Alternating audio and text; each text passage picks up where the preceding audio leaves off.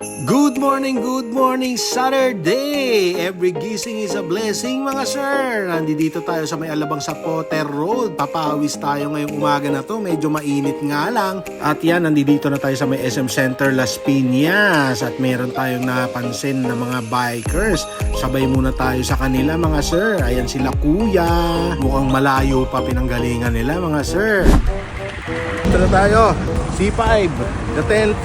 Medyo tirik ang araw ngayon mga sir. At nakita ko to isang tropa. Ayan si Botchok, nakaitim. Mukhang kanina pa to naglalaps. Kanina pang madaling araw. At pasensya na, parang ang gulo ng camera dito sa part na to. Ayan, parang nagkakagulo yung camera. Kasi nakita ko to si Kamote. Kasama yung kanyang little Kamote. Hello! Alright, pahinga na tayo. Ang init na, grabe. Time check natin, 8 o'clock. Tapos talagang tirik na yung araw. Sakit sa balat. Naka 23 kilometers tayo. Pwede na. Ito pala sila, oh.